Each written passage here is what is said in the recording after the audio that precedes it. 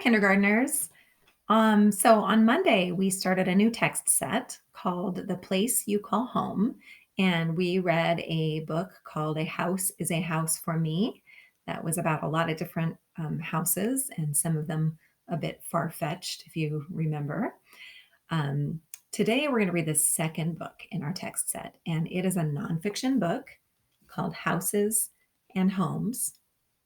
And this book is written by Anne Morris, and the illustrator's name is Ken Heyman.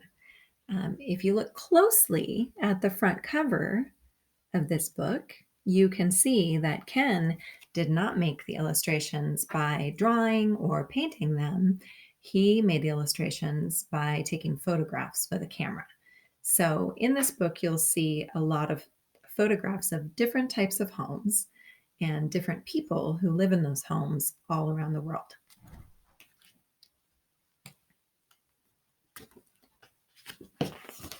Houses and homes.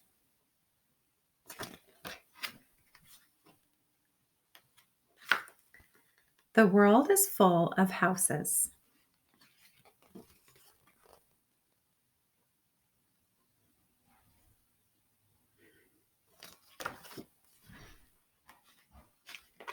Big houses,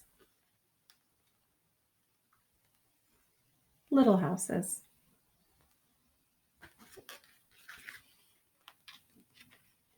Bright houses,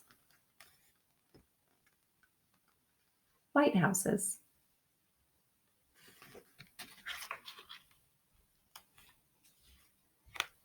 Houses that move.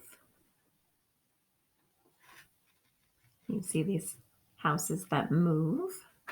Sometimes people live on boats, so their home is a boat that can move on the water. And houses that stay.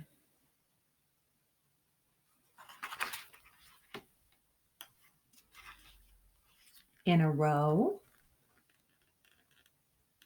So you can see these houses are in a row and attached to the houses beside them. And sometimes those are apartments or townhomes or all alone.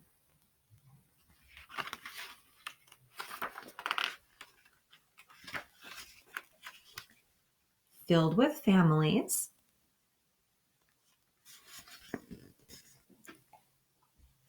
Just right for one.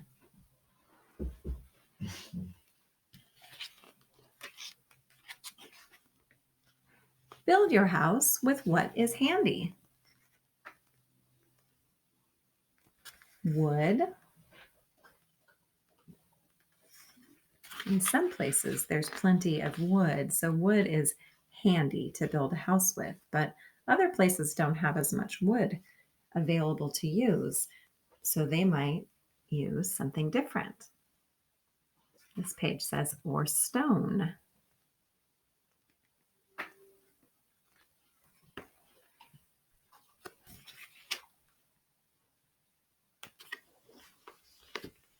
Or straw.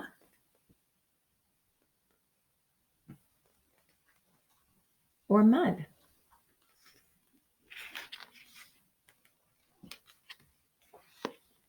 Or almost anything at all.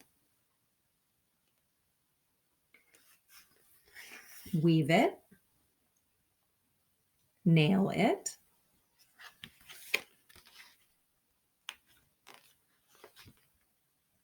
tie it with a rope, build it on stilts.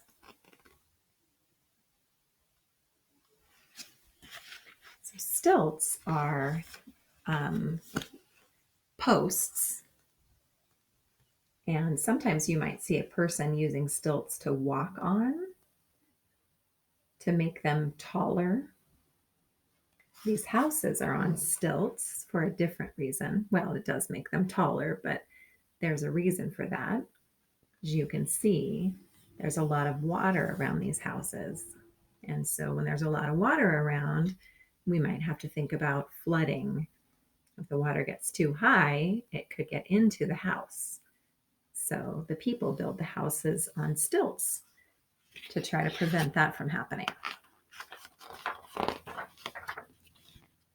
Let in the air to keep it cool.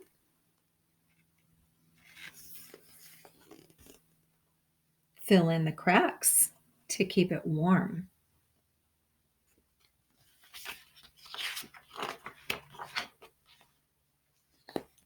Fill it with love.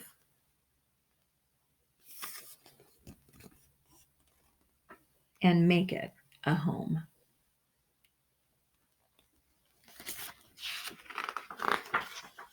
The back of this book has something called an index.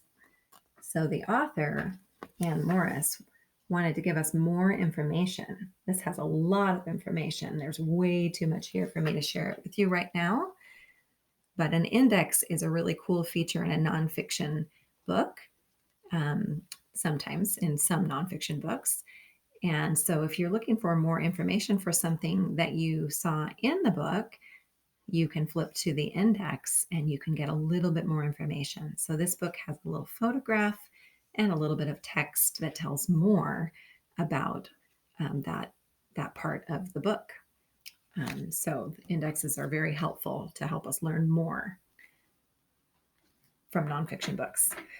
Okay, so I think Anne Morris, when she made this book, she wanted to teach us about different homes around the world, but I think she also had a message, and that her message was more about making a house a home.